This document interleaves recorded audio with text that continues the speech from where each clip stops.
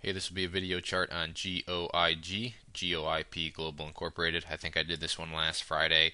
And then unfortunately we had this big pullback, but good news is it ended the week very strong.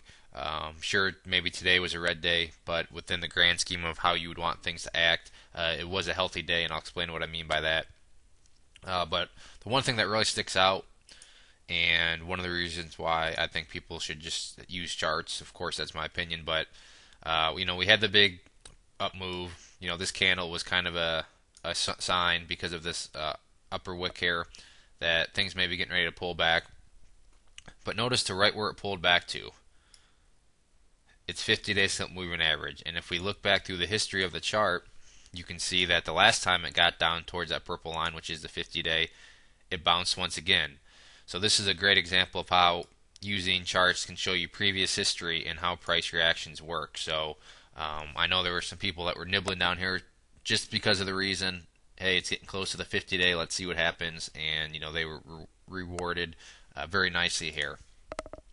So let's talk about the past 2 days.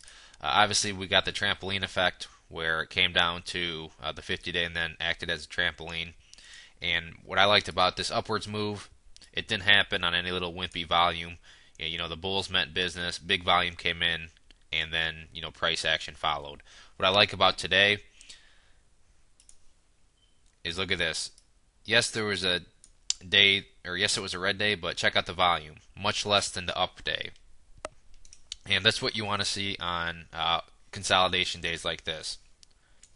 Had today's volume been something where it was bigger than yesterday's volume or just slightly below, then that would have been kind of worrisome. But where it stands now, I would attribute today's downwards move just to profit taking and so forth. But it happened on low volume, so right now, hopefully the stock is building a higher base. So with that being said, where are the support levels? Well, within the grand scheme of things, and for the longer term players. Now, if you're a day trader and you bought, this probably won't mean much to you, but for the people that are playing the overall chart, the 50-day continues to be the key support level, just like it has been for the past, 3 or 4 months. And it passed this test here. It got tested once again and then has now bounced back up. Now, if you're a day trader and you're bought here or somewhere around here, sure, you're probably not too happy and so forth. But in the grand scheme of things, and with the way the overall chart is acting, the 50-day has been dictating the overall trend. So technically we're in, basically since it made its move out of its long-term consolidation move here, we are now in an uptrend over the longer term. And how can, you might be asking, well, how can you say that? Well, it's easy. Look at that 50-day simple moving average, that purple line. It is sloping upwards. Every time the price comes down to test it, it has held strong and goes upwards. So as long as the 50-day holds, the overall chart will be in an uptrend. Now, yes, I agree. If you're a short-term player and you're buying somewhere around here, then yeah, you probably got hammered pretty good. But for the longer-term players that care about the overall look at the chart, things are holding strong, and it was good to see that this moving average was able to hold here. So 50-day purple line, this is going to be the key moving average and key support level that we want to see hold. As far as resistances go,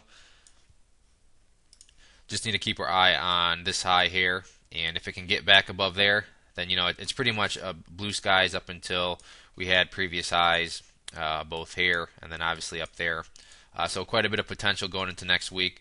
But if anything, we need to have a healthy consolidation, and the easiest way to measure that will be if it can stay above the gold line there, which is the 20-day simple moving average. But if it can't maintain that, then it must, I repeat, must hold up above the 50-day, as that's been kind of the overall driving force behind it. So if there are any other questions on the chart going into the weekend, please let me know. If not, I'd encourage you to check out bullwarriorstocks.com. If you go there and sign up for the free newsletter, you will be sent a free ebook, and then with your newsletter subscription, you'll get chart setups, trade ideas, educational pieces, all sorts of things from penny stocks up to big boards. So there's a good variety, something for everybody.